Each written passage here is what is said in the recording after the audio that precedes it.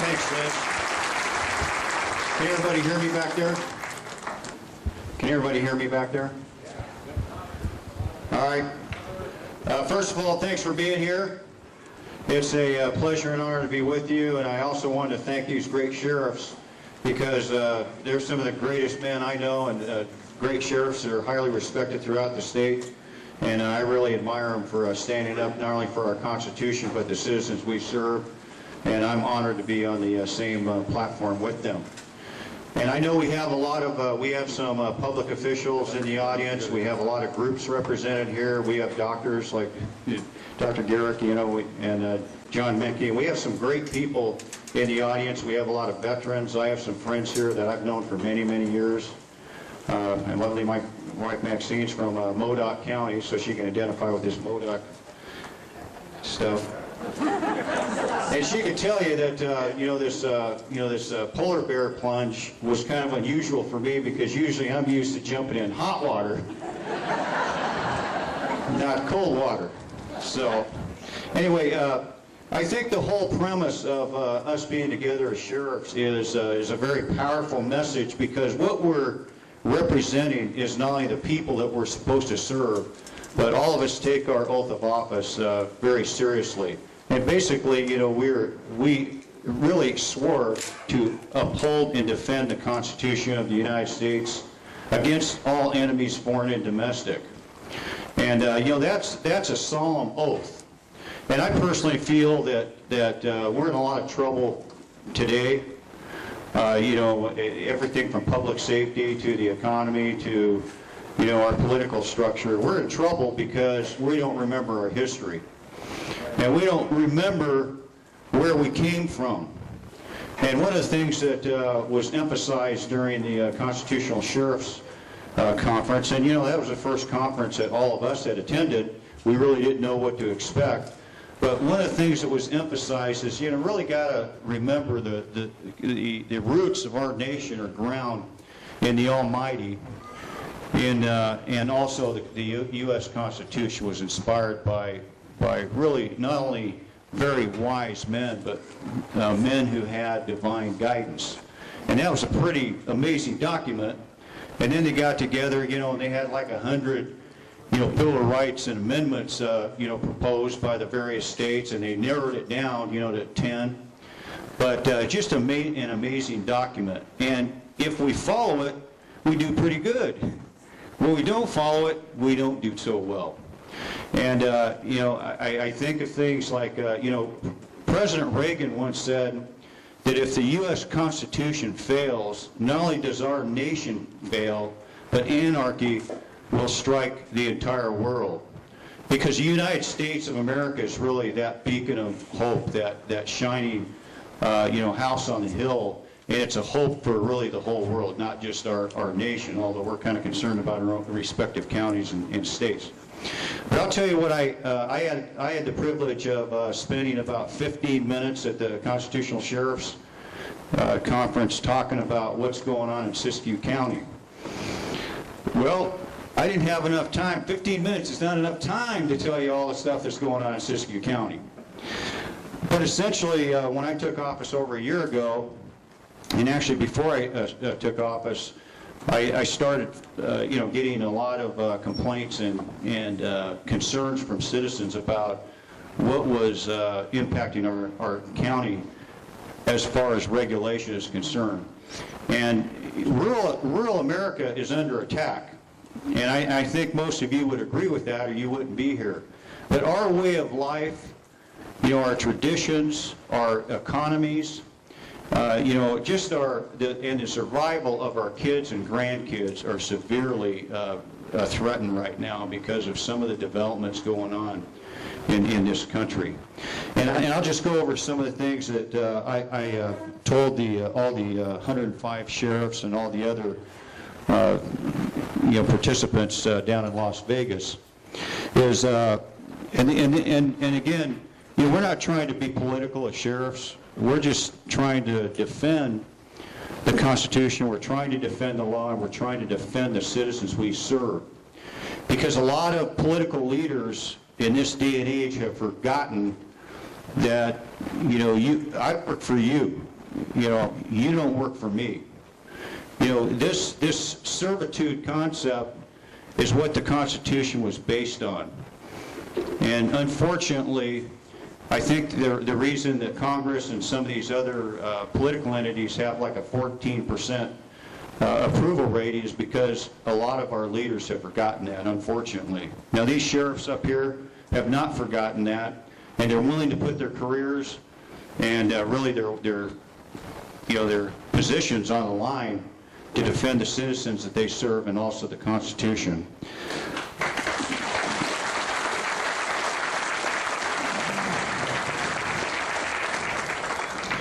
Now, everything that the government does, whether it's a federal, state, or local, everything impacts, or just about everything impacts public safety.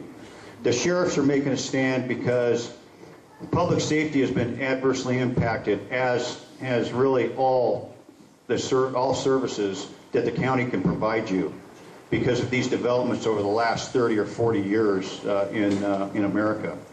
I'll give you an example. About 65% of our land in Siskiyou County is public land. That means that most of it's U.S. Forest Service, some of it's Bureau of Land Management. Back in the early 80s, did you know that Siskiyou County had something like 22 lumber mills? Guess how many they have now? They have a couple that aren't really fully functional lumber mills. You think that's problematic to our economy, our way of life, and some of these other problems that are occasioned by a poor economy? You think that's a factor that sheriffs should be concerned about? Well, I think it is. And isn't it a shame that this young lady that sang the national anthem for us, when these veterans come home from Iraq or Afghanistan, they're going to be lucky even to get a job. And certainly they won't get a job in the timber industry. Another thing that bothers me is with some, and I'm saying some federal and state agencies, is that just because a governmental agency comes up with an idea doesn't necessarily mean it's a good idea. And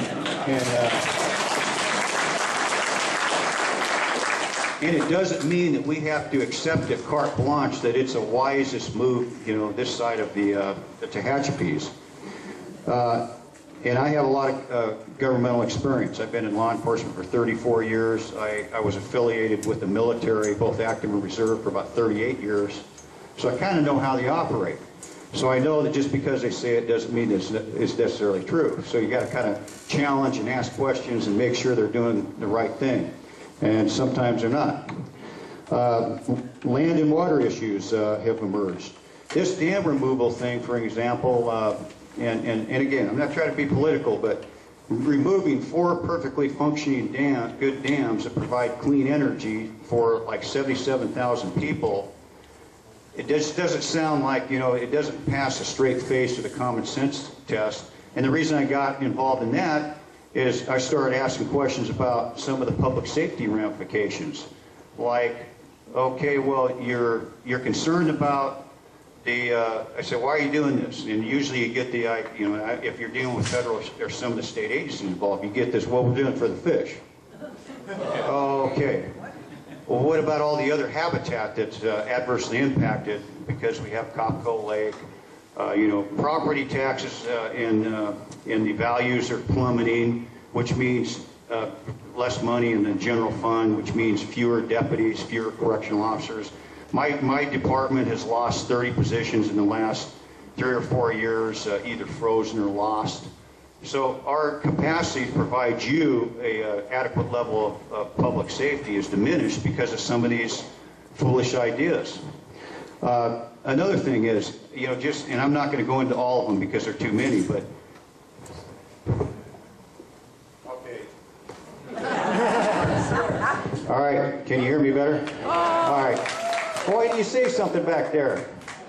Anyway, and you ask questions like, well, okay, I'm concerned from a public safety standpoint because we're going to have 21 million tons of sediment going down the river if you take the dams down. Did you consider the heavy metal content or the hazardous material content? And are you considering these health, welfare, safety implications? Well, I mean, we always get that blank stare. I mean, these issues are not adequately addressed. Have you considered our ability to respond to catastrophic wildland fires and use the water in the reservoir? Have you considered the flood control? Have you considered all these issues? And we never get a reasonable explanation. And I think the sheriff gets involved in some of these coordination issues. Coordination is required by law, and really it's a government-to-government interchange required by federal and state laws, which requires the government to strike a balance between the need to protect the environment and to take the interests of the people into account. And they're supposed to make decisions with the input of the public officials in that particular locale and the citizens. And there's supposed to be a balance between the need to protect the environment and the need to protect things like our traditions, our ways of life, our economy. And those kind of things for at least 3 or 4 decades in Siskiyou County really hasn't happened. Witness the decline of the timber industry. Other issues. We've got these 1602 stream bed alteration permits, from the Fish and Game. And when we've talked to, and the thing is about the Fish and Game, we have challenged the Fish and Game on some of these issues. Now the good thing is the new director, they weren't really cooperating with us, and they weren't coordinating with us pursuant to law, because when our Fish and Game wardens show up at your ranch or your farm, and they're trying to compel you to get an expensive permit that may not even be required, those kind of things are kind of questionable, and those are the kind of things you have to ask a lot of questions about, and those are the kind of things we want to make sure that we coordinate with those state officials for, so that your rights are protected, and that hasn't always been done. Now, when I first challenged the Fish and Game on some of these policies, and again, there's federal and state agencies that are joining together in efforts to enforce provisions of things like the Endangered Species Act. Well, and again, I don't know how many times when I'm dealing with these officials, I go, well, why are you doing this? And like I said before, it's usually, well, it's the fish. I said, okay, I love fish too. All the people in Siskiyou County, we love fish and wildlife. But you think one of these days you give the people a break? When are you going to start caring about the people?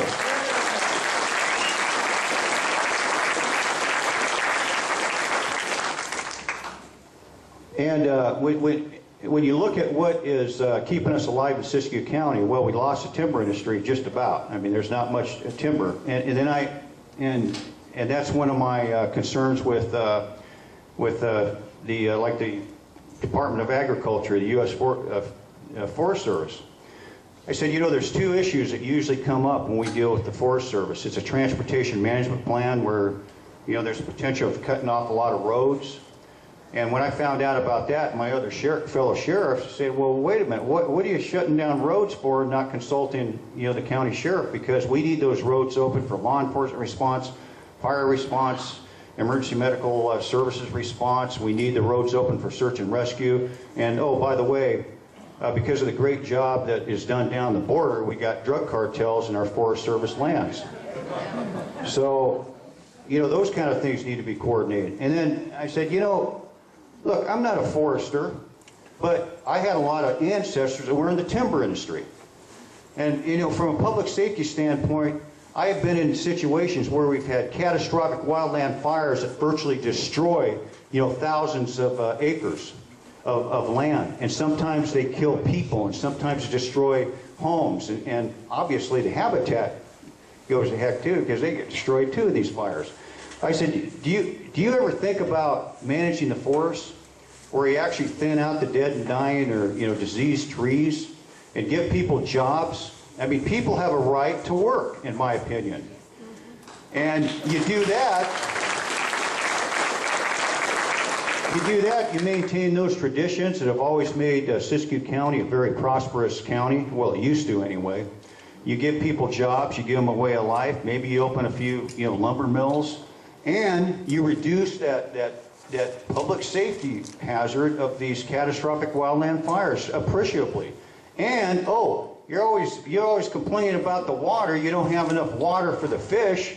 Well, gee, it'll raise the water table too, because a lot of those big trees suck up a lot of water. And why, when I'm a sheriff, do I have to tell you guys that? You're supposed to be the experts.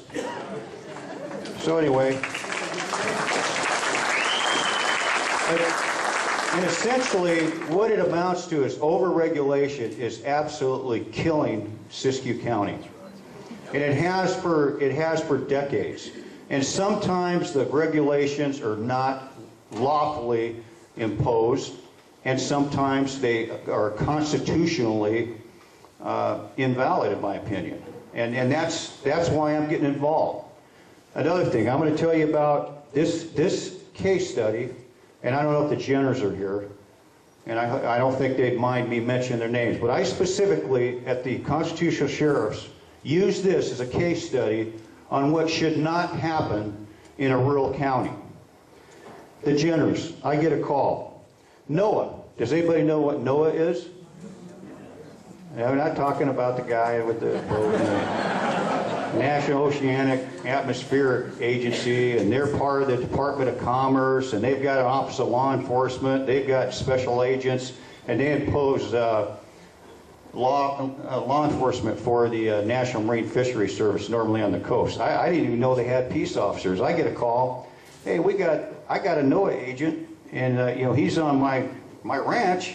He's reading me my rights and working some kind of criminal investigation. I said, you're kidding me. Is it Siskiyou County? Yes, Siskiyou County. So I look into this, and I call the NOAA, and I said, NOAA, what are you doing in Siskiyou County? And they said, well, we are responding to a complaint and enforcing the provisions of the Endangered Species Act.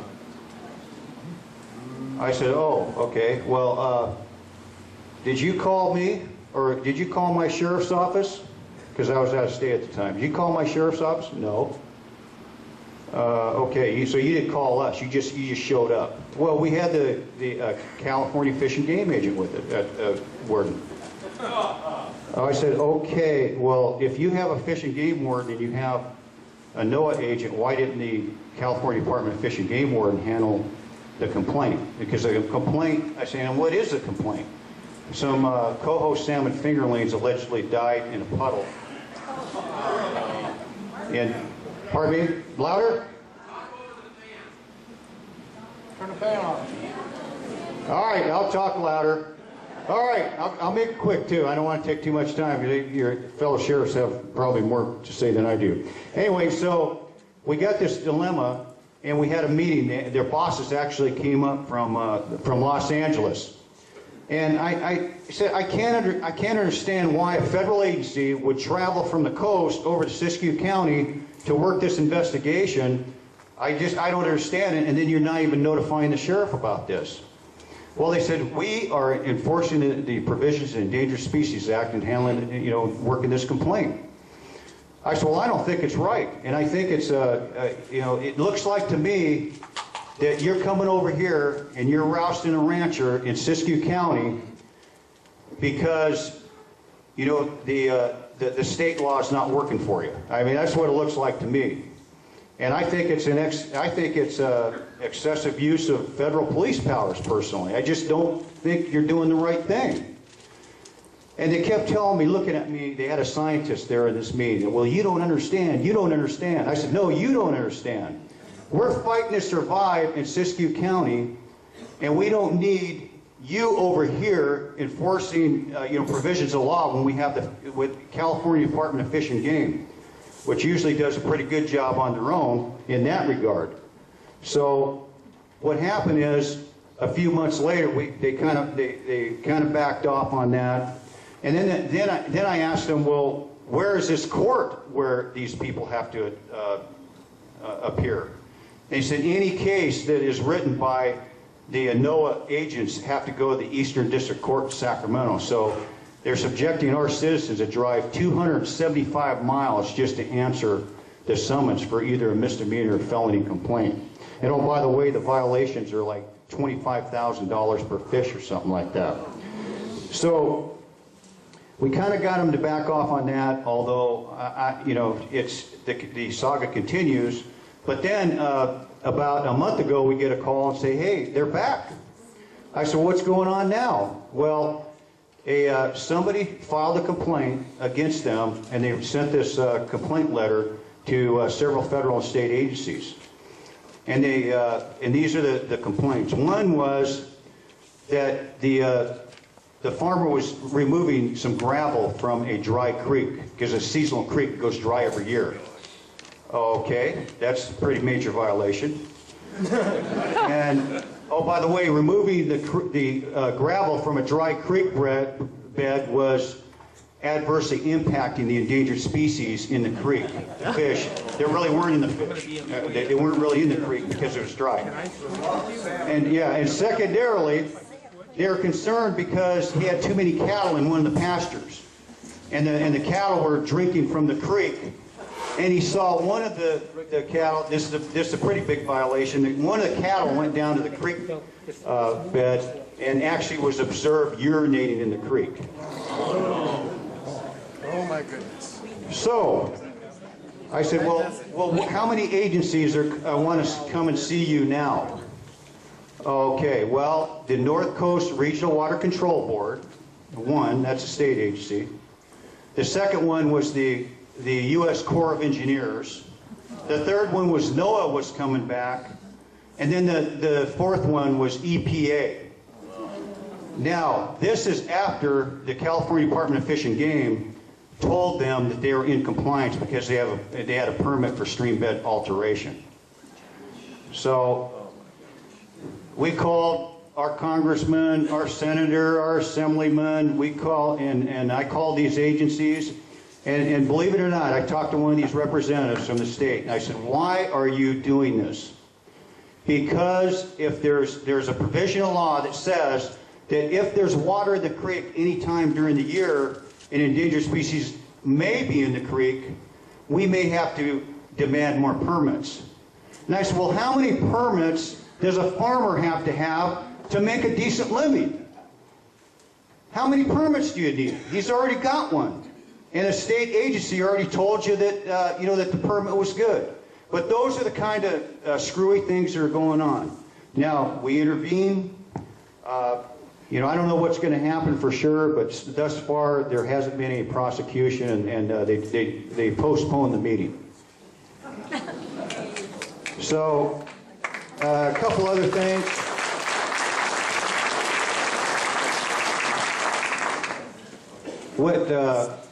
And again, I could talk to you for about an hour on all the issues that are happening. But when you look at what's at risk in Siskiyou County, it's our way of life, it's our economy, it's our ability to provide a decent living for our kids and grandkids. And when you really think about it, our county could be destroyed if we don't stand up and we don't fight for it. Because it seems like a lot of these regulations are really designed to drive farmers and ranchers out of business. I get a lot of complaints from miners, and there's a lot of mining laws that allow miners to harvest the minerals. And it just seems like when the economy is not as good as it is, I'm 57 years old, I've never seen the economy this bad. And it just seems like every time the average man or woman turns around, they're getting slapped around by somebody. And it's just not right. And, as far as the Constitution is concerned, I think every man and woman has a right to earn a living. And I think that when the law says you have a right to access to minerals, or you have access to Forest Service lands or public lands, or you have a right as a farmer or rancher to use your own water. Some of our ranchers have adjudicated water rights going back 5 generations to the 1800s. And they're still getting, heat from some of these agencies. Now, one good example of where you push back, the new director of the California Department of Fish and Game, Chuck Bonham, actually told me initially, I don't have to deal with you. He sent me a letter saying, I don't even have to deal with you. Why would I deal with you? And I sent him a letter back and said, I said, you know what? And I knew this is kind of the essence of the problem that all the sheriffs and all of you are dealing with. I said, you know, there's a lot of people in the government talking about what they're doing and what they want to do, but their actions don't match what they're telling you. And I told, you know, and I told Chuck Bonham, I said, your actions do not match what you're telling me. You're telling me you want to cooperate with me, or you're not. You're absolutely not. And you do have to coordinate with me because some of your decisions at the state level are impacting us at the local level. And that's the problem. A lot of these local federal or state agencies are enacting programs or policies or regulations or provisions of law that are enacted in Sacramento at the state level and at Washington, D.C. at the federal level. So, and I'll make it short here. But in essence, what we have to do is we have to stand up. I can't go into all the stories and all the issues.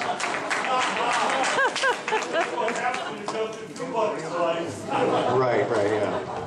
But I'll hand it over to my fellow sheriffs. But in essence, you know, we're fighting for the Constitution. We're fighting for what's right. We're fighting for the citizens that we're supposed to be serving.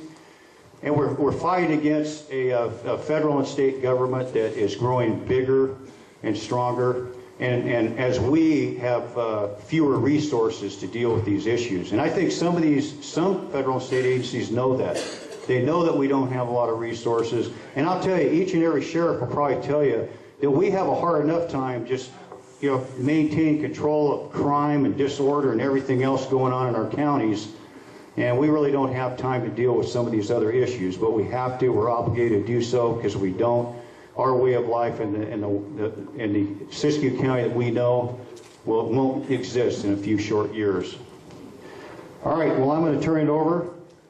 Dean, you want to take it? You know, Dean's a great guy. You know, he comes from the coast here. He gets a lot of flack over here, but I'm going to turn it over to Dean Wilson from Del Norte County. Thank you very much.